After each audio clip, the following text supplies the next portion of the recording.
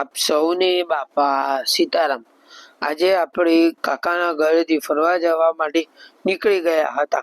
એટલે આપણે ત્યાંથી નીકળી ગયા અને ટોલ નાકું આવી ગયું હતું। એટલે આપણા ખાતામાંથી પૈસા કપાવવાના હતા, એટલે પૈસા કપાવી લીધા અને આપણે ત્યાંથી આગળ જવા માટે નીકળી ગયા। આપણે હાઈવે પર ચાલુ કરી દીધું અને આપણે સૌ પ્રથમ જવાના હતા નાગદરણીબા ખોડિયાર માતાના મંદિરે। એટલે ખોડિયાર માતાના મંદિરે આપણે પહોંચી ગયા અને ત્યાં જોયું તો સુમસાન કોઈ ન હતું। એટલે આપણે પહેલે દર્શન કરી લીધા, ત્યારબાદ તમે પણ દર્શન કરી લો ખોડિયાર માતાના, સિંહના અને મગરના।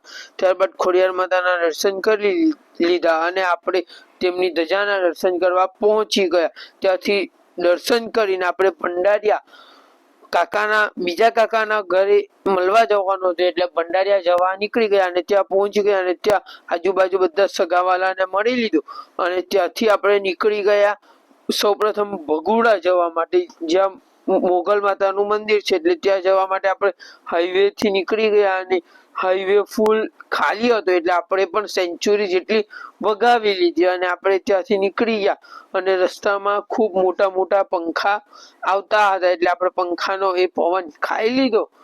કેટલા મોટા મોટા પંખા છે, એટલે પવન ખાતા ખાતા આપણે નીકળી ગયા અને આજે પણ આપણને ઘેટા જોવા મળ્યા। એટલે ઘેટાને જોઈને આપણે ભગોડા મોગલ માતાના મંદિરે પહોંચી ગયા હતા। એટલે આપણે ત્યાં પાર્કિંગમાં ગાડી મૂકી દીધી અને ત્યાંથી આગળ નીકળી ગયા। ત્યાં એક જીપ પણ હતી, ત્યાંથી આપણે એન્ટ્રી લઈ લીધી હતી મંદિરમાં।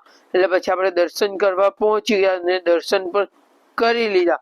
અંદર મોબાઈલ અલાઉડ ન હતો, એટલે આપણે મોબાઈલ બંધ કરીને દર્શન કરી લીધા। તમે બહારથી દર્શન કરી લ્યો। ત્યારબાદ આપણે પ્રસાદી લેવા જઈ રહ્યા હતા અને પ્રસાદીની લાઈનમાં લાગી ગયા હતા। ખૂબ જ લાઈન હતી પ્રસાદી લેવામાં। ત્યારબાદ પ્રસાદી લઈને આપણે ત્યાં અડધો કલાક આરામ કર્યો અને બધા સગાવાલા સાથે વાતચીત કરી।